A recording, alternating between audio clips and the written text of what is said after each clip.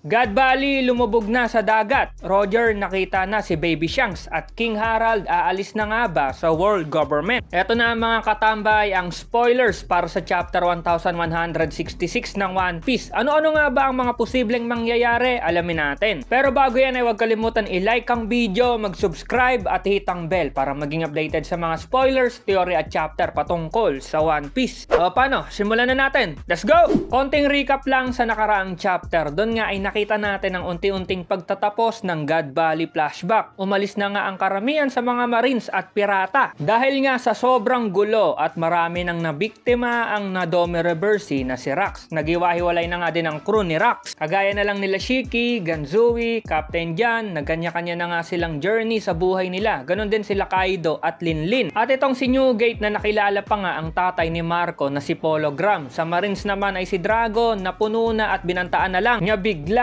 ang kanyang lead officer sa barko. Napasakayin lahat ng mga tao at iligtas nga daw nilang lahat. Dala na din ito ng trauma, stress at awa sa mga taong nabiktima ng mga Celestial Dragon. Huwag din natin kalimutan ang naganap na legendary fight sa pagtutulungan nila Roger at Garp para matalo ang Nadome Reversi na si Rax. Sa huling mga sandali ay nagawa nilang mapabagsak itong si Sebek. Sa lakas ng Conqueror sa akin ng dalawa at determinasyon nila ay nagtapos ang pagwawala ng napakalakas na pirata na si Rax. Yan ang mga nangyari sa nagdaang mga chapter. Neto kaya, ano ang mga malalaman natin sa spoilers? Alamin natin. Ang title para sa chapter ay wala pa. Abangan na lang natin ang full spoilers. Malapit na rin naman yan. Eto na ang spoilers. Ayon dito ay diba nag-alisa na ang mga pirata, mga tao at mga marine sa God Valley. Kasama na dyan sila Roger at Garp. Pero may mga naiwan pa rin sa isla at malamang nautos nga ito ni Imo. Nasabi na itong sila Garling ay naiwan doon sa God Valley at natagpuan niya ang naghihingalo na si Rax. Siyempre, kilala natin yang si Garling na traidor at di patas lumaban. Ang ginawa niya para siguro makapaghiganti siya kay Rax dahil nagulpe at ilang beses siyang napatumba nito. Inatake niya ang idol natin na si Rax at mukhang tinuluyan na ni Garling si Rax. At baka makita natin na totoong namatay si Rax sa God Valley. At ang gumawa niyan ay si Garling. Pero walang imposible sa One Piece. Malay natin hindi pala talagang natuluyan si Rax at siya yung man marked by flames na gumagala ngayon sa One Piece. Tandaan natin, sinabi ni Oda Senpai na may lurking legend na gumagala sa mundo ng One Piece. Dahil nga nakumpleto na siguro ng mga God's Knight ang mission nila sa isla ay kasabay nung pagpatay nila kay Rax, biglang lumubog yung isla ng God Valley. Hindi nasabi kung paano lumubog ang isla, pero sa tingin ko may ginawa na naman kung ano sila Imu para nga maitago nila yung God Valley incident na yan. May kinalaman kaya ang powers ni Imu o ginamit nila yung ancient weapon o Mother Flame? Dahil mukhang kumalat nga ang balita na may nangyaring laban sa isang isla at kinasangkutan nga ito ng mga pirata. Lalo na nitong Rax crew ay nagulat nga daw yung ilang mga tao sa mundo na natalo nga daw itong Rax Pirates. Ang pinakamalakas na pirate crew sa mundo ay nagtapos na. Malamang na itong chapter na parating ay mapapas forward tayo ng ilang mga months o year dahil makikita na ulit natin itong si Loki. Ibig sabihin mababalik na tayo sa flashback pero nasa Elbap na ulit. Sabi na itong si Loki may scene nga siya kay Rax at naalala nga daw nito ang sinabi ni Rax na gusto nga daw ni Rax na maging hari ng mundo. Alam natin kung kanino nakita ni Rax yung ganong ambisyon. Dahil nga itong si Davy Jones ay dating hari ng mundo bago nga naagaw siguro ni Imu. Dahil nga nasabi ko na ilang months o taon ang magdadaan ay makikita nga daw natin dito ang scene na matatagpuan na nga daw ni Roger itong si Baby Shanks na nasa treasure chest. Naalala nyo ba si Dragon? Diba may ginawang kasalanan yan? Binantaan at tinutukan niya ng barel yung lead officer ng barko. Ayun, nakakulong si Dragon. Malamang na mangyayari yan dahil lumabag nga si Dragon sa utos. Kaya matik talaga na mangyayari yan. Dahil siguro hindi siya agad umalis nung nailigtas na nila yung mga tao. Pero ang malupit na nangyari dyan ay nung nakakulong nga daw si Dragon, biglang dumating doon si Garp at pinatakas niya si Dragon. Syempre anak niya yan, hindi niya papabayaan. Kaso nga lang dahil dyan marami ang magrereklamo kay Garp ngayon. Dahil bakit si Dragon nagawang mailigtas ni Garp, si Ace hindi. Pero at least 'di ba ginawa ni Garp noon yung gampanin ng isang tatay. Kaya hanggang ngayon buhay si Dragon tapos nagkaroon pa ng Luffy. Pasalamat na lang tayo kay Garp. Sa uling page ng ng chapter ay dahil mababalik na tayo sa flashback ni King Harald ay ayon si King Harald ulit ang bida. Pagkatapos niyang malaman ni King Harald ang nangyari sa God Valley na napatay nga ang kaibigan niya na si Rax, dahil siguro sa pagsisisi at galit ang ginawa ni King Harald, binali niya yung sungay niya at mukhang titiwalag na siguro siya sa world government at marirealize niya na tama ang mga sinabi ni Rax. End of the chapter. Okay, isang malapit na spoilers ang nakita natin at marami pa rin ang magaganap. Nalaman natin na si Rax ay tinuluyan ni Garling. Kahit naman ginawa ni Garling yan ay hindi pa rin mababago na mahina siya. Hindi niya kaya si Rax. Lumubog din ang God Valley sa di malamang dahilan. Nagkita na din itong sila Roger at si Baby Shanks kaya mag-uumpisa na ang talagang journey ni Roger sa kanyang pirate era. Natulungan din ni Garp si Dragon para makatakas sa kulungan. Kaso nga lang magiging revolutionary si Dragon at okay naman yun. Sa punto din na to ay binali na ni King Harald ang sungay niya at mukhang titiwalag na nga siya sa world government. Marami pa ang mangyayari dahil balik tayo sa flashback ni King Harald. Abang na lang sa mga susunod pa na update para sa mga chapter na magdadaan. Salamat sa pagnood at see you sa next video. Over now!